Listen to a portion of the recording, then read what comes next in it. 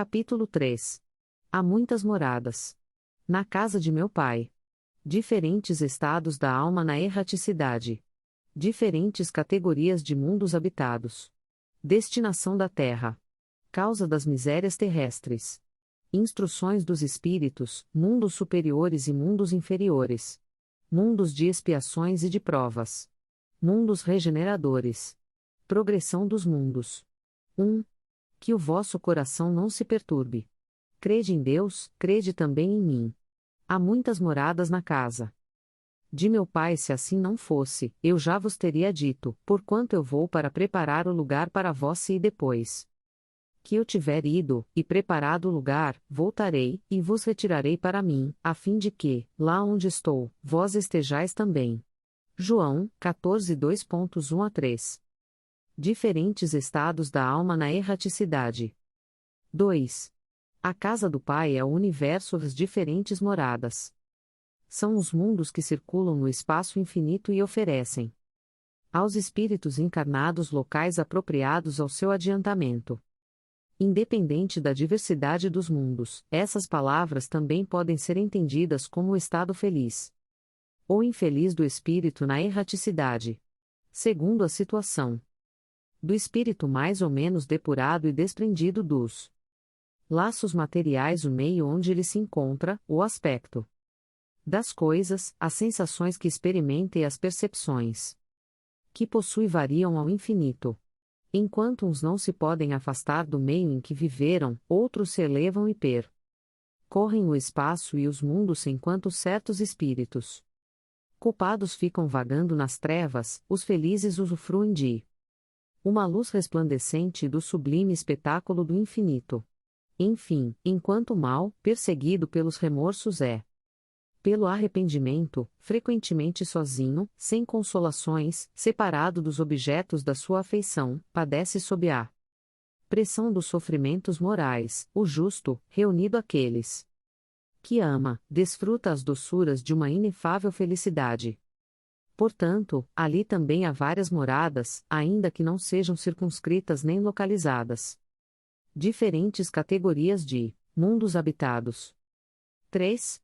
Do ensino dado pelos espíritos, resulta que os diversos mundos estão em condições muito diferentes uns dos outros, quanto ao grau de adiantamento ou de inferioridade dos seus habitantes. Dentre esses mundos, existem aqueles cujos habitantes ainda são inferiores aos da Terra, física e moralmente, outros estão no mesmo grau e outros lhes são mais ou menos superiores em todos os aspectos. Nos mundos inferiores a existência é toda material, a vida moral é quase nula, as paixões reinam soberanas. Porém, à medida que a vida moral se desenvolve, a influência da matéria diminui, de tal forma que, nos mundos mais avançados, a vida é, por assim dizer, toda espiritualismo. 4. Nos mundos intermediários há a mistura do bem e do mal, com a predominância de um ou de outro, segundo o grau de adiantamento existente. Ainda que não se possa fazer uma classificação absoluta dos diversos mundos, pode-se, entretanto, em razão da situação em que se encontram da sua destinação, e baseando-se nos seus aspectos mais característicos, dividi-los de uma maneira geral, da seguinte forma: mundos primitivos, destinados às primeiras encarnações da alma humana, mundos de expiações e de provas, onde o mal domina, mundos regeneradores, onde as almas que ainda têm que expiar obtêm novas forças, repousando das fadigas da luta, a mundos felizes, onde o bem supera o mal, mundos celestes ou divinos, morada dos espíritos puros, onde o bem reina inteiramente. A terra pertence à categoria dos mundos de expiações e de provas, eis porque o homem nela está exposto a tantas misérias. 5. Os espíritos encarnados em um mundo não estão ligados a ele indefinidamente, e não passam, nesse mundo, por todas as fases progressivas que devem percorrer para chegar à perfeição. Quando atingem, em um determinado mundo, o grau de adiantamento que esse mundo comporta, passam para um outro, mais avançado, e assim, sucessivamente, até que cheguem ao estado de espíritos puros. Os mundos são estações em cada uma das quais os espíritos encontram os elementos de progresso proporcionais ao seu adiantamento.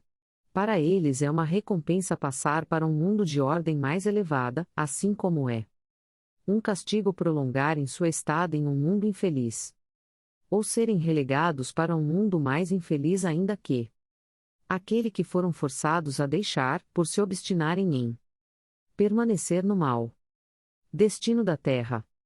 Causa das misérias terrestres. 6. Muitas pessoas se admiram por encontrar na Terra tantas maldades e más paixões, tantas misérias e enfermidades de todos os gêneros, daí concluindo que a espécie humana é algo muito triste. Esse julgamento provém do ponto de vista limitado em que se colocam, o que lhes dá uma falsa ideia do conjunto.